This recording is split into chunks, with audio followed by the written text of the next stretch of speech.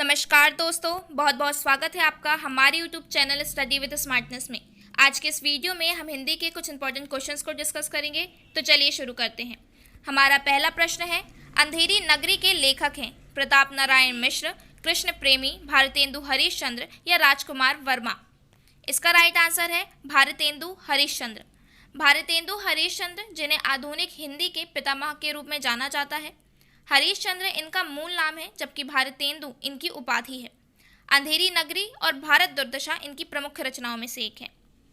Next question है, समुद्र मंथन का अर्थ है घोर तप करना, कठोर परिश्रम करना, दृढ़ प्रतिज्ञा करना या उद्देश्य को प्राप्त करना। इसका राइट आंसर है कठोर परिश्रम करना। इसे एक उदाहरण से समझ सकते हैं कि आधुनिक ट्रैक्टर के युग में बैलों के द्वारा खेत की जुताई करना किसानों के लिए मानो समुद्र मंथन के समान है।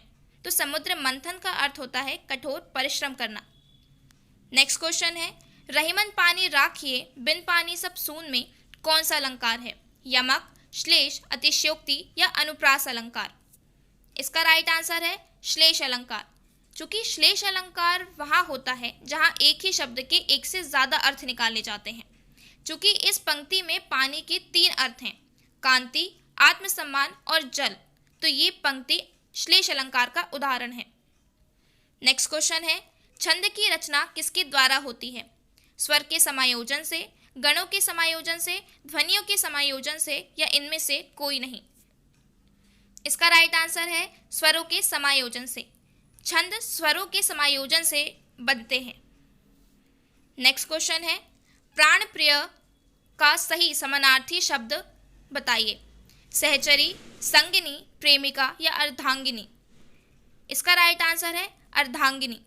चूंकि समानार्थी शब्द जो समान अर्थ प्रकट करते हैं किंतु सूक्ष्म अंतर के कारण अलग अलग संदर्भों में अलग अलग तरीके से उपयोग किए जाते हैं। तो यहाँ पे प्राण प्रिय का समानार्थी होता है अर्धांगिनी। नेक्स्ट क्वेश्चन है, कान कतरना मुहावरे का अर्थ बताइए। बहुत आदर करना, बहुत तेज दौड़ना, सोच विचार में पड़ना या बहुत चालाक होना। इसका राइट आंसर है बहुत चालाक होना। इसे एक उदाहरण से समझते हैं। राजू चापलूसी के मामले में बड़े बड़े खुशामदियों के कान कतरता है, यानी कि बहुत ही ज़्यादा चालाक है जो बड़े बड़े खुशामदियों को भी पीछे छोड़ देता है।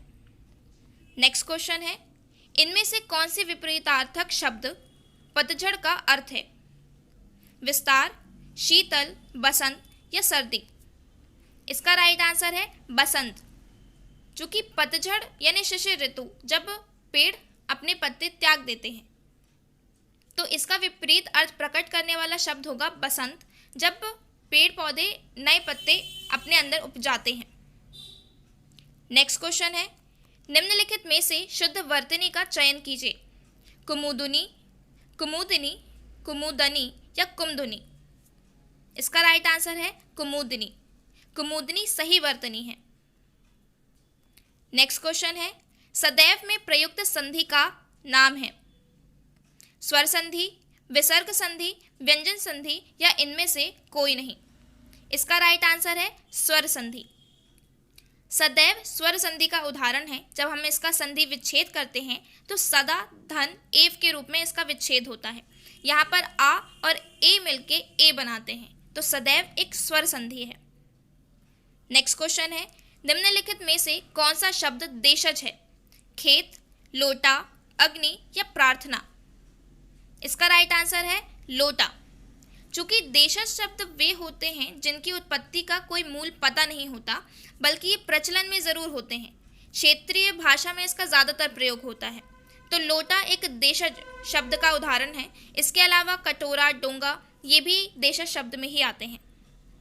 नेक्स्ट क्वेश्चन है, स्वतंत्र सत्ता धारण ना करने वाले शब्द क्या कहलाते हैं? रूढ़, योग रूढ़, यौगिक या इनमें से कोई नहीं। इसका राइट आंसर है यौगिक। चूंकि यौगिक कई शब्दों से मिलते हैं, इनमें किसी एक शब्द का कोई स्वतंत्र महत्व नहीं होता, बल्कि मिलकर पूरा वाक्य बनाते हैं। तो स्वतंत्र सत्ता धारण ना करने वाले शब्द यौगिक कहलाते हैं। नेक्स्ट क्वेश्चन है, ढाढ़स का विलोम होगा सांत्वना, त्रास, अपनत्व या सहानुभूति। इसका राइट आंसर है त्रास। चूंकि ढाढ़स मतलब होता है धैर्य या हौसला, तो इसका विलोम यानी विपरीत अर्थ प्रकट करने वाला शब्द है त्रास। त्रास यानी होता है खौफ या कष्ट। नेक्स्ट क्वेश्चन है, मदन शलाका किसका पर्यायवाची है? कौवा, कबूतर, चिड़िया या कोयल?